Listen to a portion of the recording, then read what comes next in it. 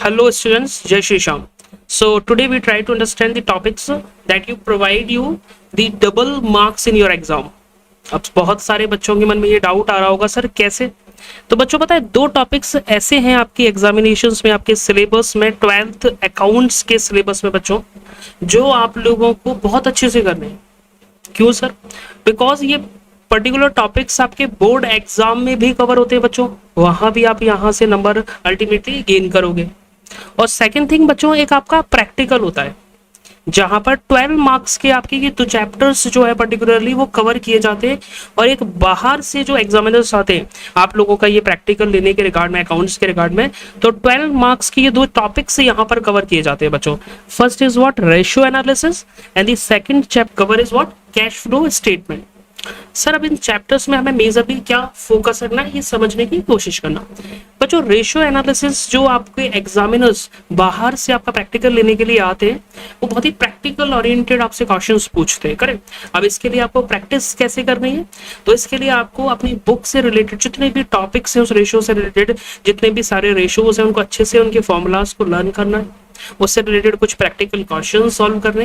जैसे यदि वो एग्जामिनर किसी भी प्रकार का वो किसी भी टाइप का क्वेश्चन आपको बना के दो तो आप उसे इजीली टेकल कर पाओ और क्वेश्चंस बहुत आराम से कर पाओगे यदि बच्चों आपने सारे फॉर्मूलाज ढंग से लर्न कर लिए थे, क्योंकि ये चैप्टर बहुत इजी है रेशियो एनालिसिस। द प्रोवाइडेड कि आपको सारे जो फॉर्मूलाज है इस चैप्टर से रिलेटेड बच्चों वो आपको याद होने चाहिए।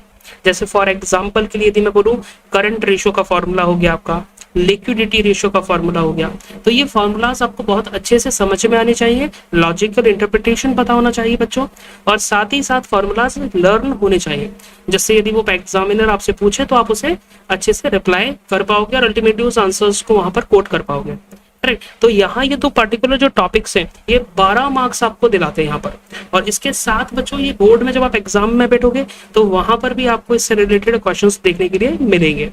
Second chapter that you have to understand जो आपकी कैश फ्लो स्टेटमेंट से रिलेटेड है। सर कैश फ्लो स्टेटमेंट किससे रिलेटेड होता है?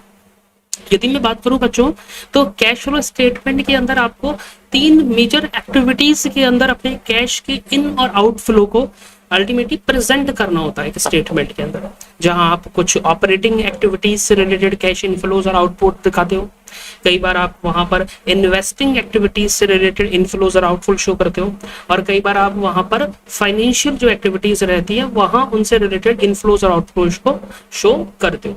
तो उससे रिलेटेड आपको सारी एक्टिविटीज सही से आइडेंटिफाई करना आना चाहिए कि which of the transaction is classified under which category, मतलब हम उसे फाइनेंशियल एक्टिविटी के अंदर लेंगे, इन्वेस्टिंग, तो ये क्लासिफिकेशन बहुत अच्छे से क्लियर होना चाहिए। आप इसके लिए आराम से उस कॉन्सेप्ट को अच्छे से समझो, उसको लर्न करो कि कौन कौन सी एक्टिविटीज किस किस टॉपिक के अंदर या किस किस एक्टिविटी के अंदर पर्टिकुलरली कवर की जाती है, क्योंकि उस यदि आपको वो एक्टिविटीज क्लासिफाई करना आ गया ना तो फिर वो कैश फ्लो स्टेटमेंट बड़ा इजी चैप्टर हो जाता है, और आपको 2 जगह इसके नंबर अल्टीमेटली बच्चों देखने के लिए मिलते हैं।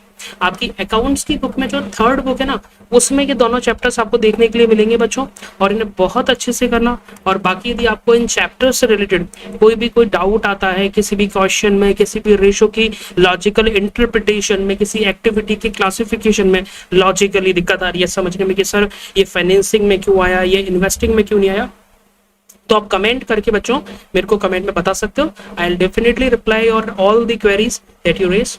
और इसी के साथ यदि आपको ये वीडियो पसंद आए बच्चों तो just like and share and subscribe the particular channel.